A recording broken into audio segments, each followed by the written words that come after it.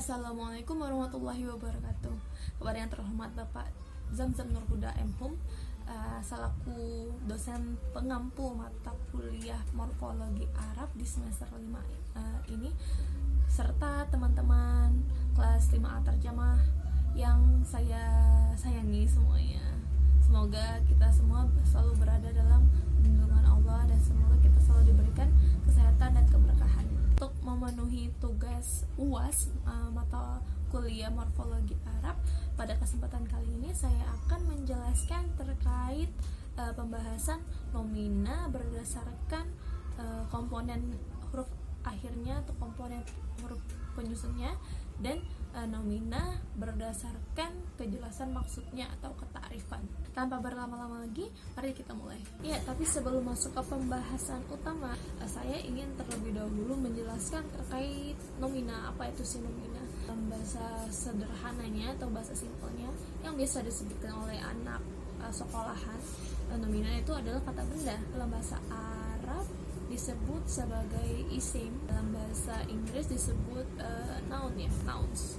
Jadi menurut Hidayatullah dalam bukunya Cakra Linguistik Arab disebutkan bahwa nomina atau isim ini adalah kata yang mengacu pada makna yang terkandung di dalamnya tanpa ada hubungan kala atau waktu. Sementara menurut Rahman disebutkan bahwa nomina atau isim adalah kata yang merujuk atau menunjukkan kepada benda, sifat, nama, atau kata kerja yang dibendakan. Kita sekarang akan lebih fokus ke nomina dalam bahasa Arab ya. Nah, nomina dalam bahasa Arabnya cukup luas cakupannya, karena dalam bahasa Arab kan nomina kosakata cuma terbagi menjadi 3, yaitu nomina atau isim, verba, fiil, dan huruf atau partikel. Nomina itu terbagi dalam pembahasan bahasa Arab itu terbagi-bagi menjadi beberapa klasifikasi berdasarkan beberapa aspek yang berbeda. Contohnya itu adalah ditinjau dari segi gender, bilangan atau jumlah, ketakrifan atau kejelasan maksudnya, fungsinya, terus juga ada dari segi komponen akhirnya. Nah, ini yang akan kita bahas di pembahasan kali ini, yaitu terkait nomina yang ditinjau dari segi komponen akhirnya dan kejelasan maksudnya atau ketakrifan. Yang pertama itu kalau nomina berdasarkan komponen akhirnya atau hurufnya. Jadi dalam bahasa Arab, pembagian nomina yang berdasarkan komponen akhirnya itu terbagi menjadi 2. Yang pertama itu sahih akhir, isim sahih akhir, dan yang kedua itu isim ghairu sahih akhir. Nah, isim sahih akhir ini adalah isim mu'rab yang bukan bagian dari isim maksur, mankus, dan isim mamdud.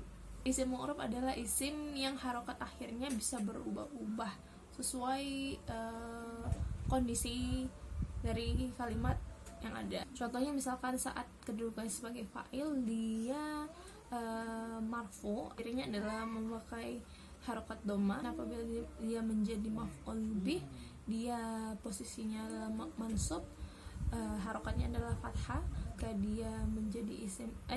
Dia akan menjadi isim majrur, yaitu harokatnya kasroh. Oke, jadi sahih akhir ini tuh huruf komponennya itu bukan dari huruf ilat. Huruf ilat itu apa? Huruf itu adalah huruf alif, ya, waw, dan ya. Jadi seluruh komponen penyusun isim sahih akhir ini adalah bukan dari huruf ilat, jadi dia huruf asli. Contohnya maktabun, kitabun, faslun, rajulun.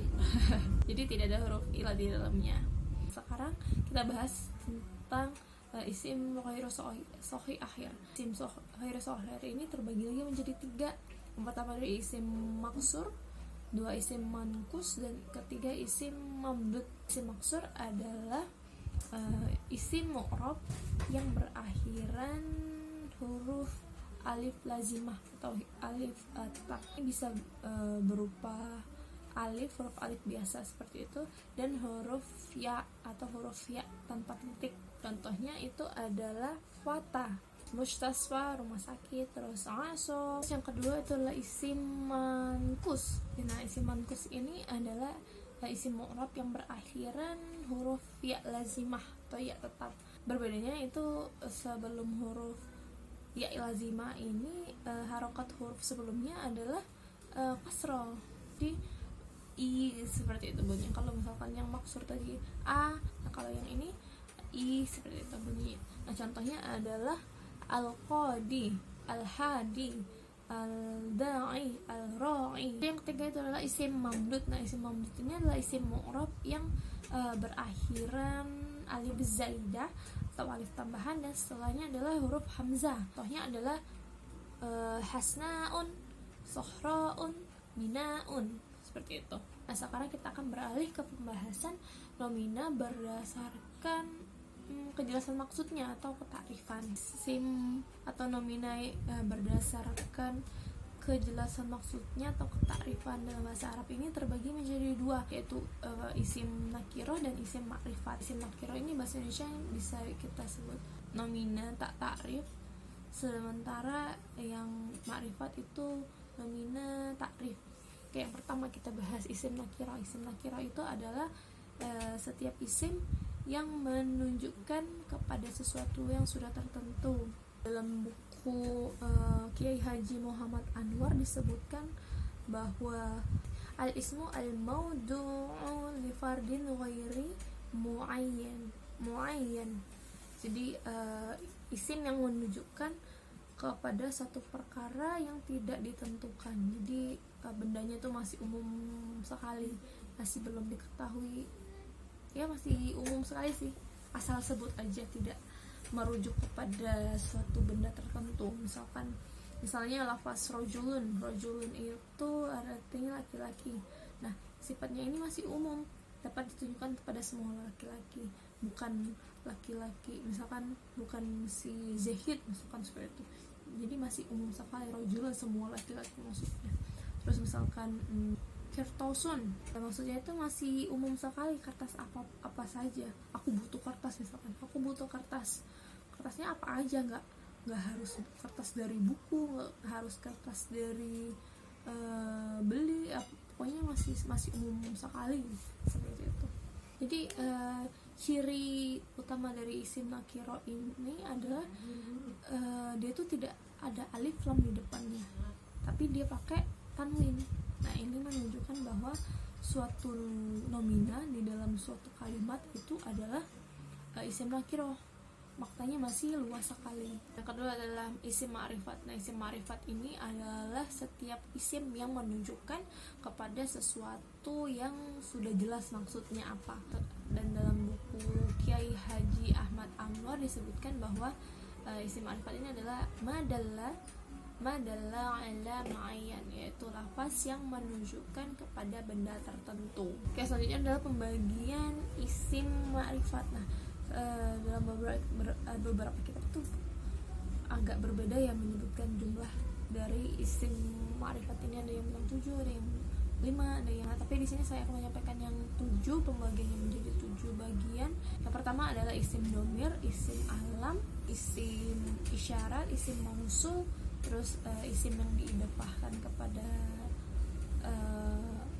isim ma'rifat yang lain, terus ada isim yang diberi alif, partikel alif lam di depannya. Kemudian adalah isim yang munada maksud.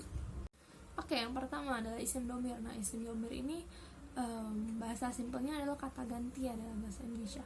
Domir adalah isim ma'rifat yang menunjukkan kepada mutakalim atau orang pertama, mukhatab orang kedua, dan ghaib orang ketiga. Ada 14 domir ya, yaitu huwa, huma, hum, hiya, huma, hunna, anta, ana, antuma, antum, anti, antuma, antunna, dan ana.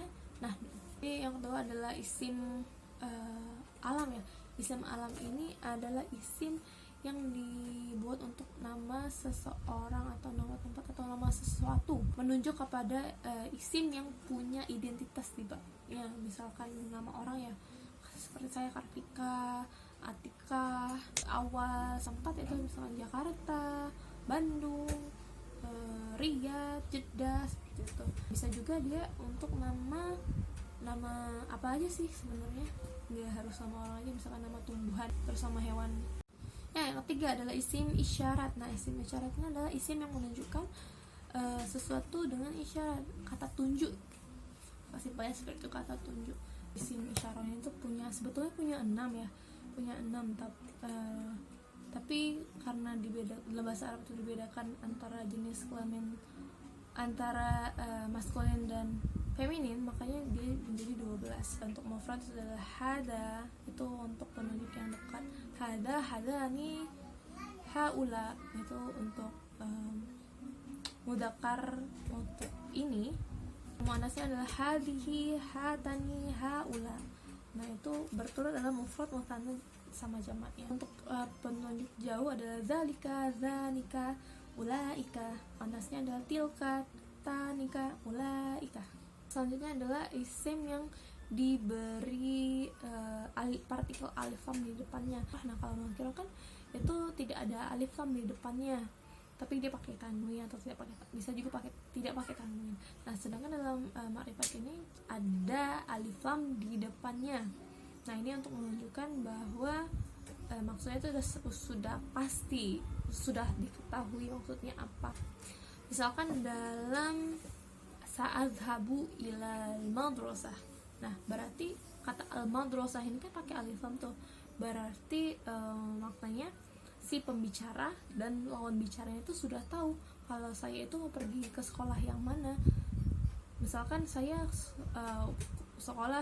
kuliah di UIN Jakarta. Nah, berarti tanpa perlu saya bilang mau ke sekolah UIN Jakarta, tidak perlu lagi, karena kedua orang yang berbicara ini sudah tahu maksudnya sekolah yang mana. Isim yang keenam itu adalah isim mudhaf kepada isim yang mudhaf kepada isim ma'rifat. Artinya dia tuh isim yang diidhafakan kepada salah satu isim ma'rifat yang telah disebutkan tadi. Contohnya itu adalah babul masjidi. Nah, itu berarti pintunya sudah diketahui, pintu yang mana, yaitu pintu masjid. Yang terakhir, yang 7 adalah munada maksud. Nah, ini maksudnya adalah ada kata panggilan di depannya. Misalkan ya Kartika, ya Abdullah, seperti itu. Jadi orangnya sudah diketahui pasti si Kartika yang ini atau Abdullah yang itu. Jadi dia termasuk ke dalam isim ma'rifat. Ya, baiklah, demikianlah penjelasan dari saya terkait nomina berdasarkan kejelasan maksudnya dan komponen akhirnya. Sekian dari saya, mohon maaf atas segala kekurangan. Wassalamualaikum warahmatullahi wabarakatuh.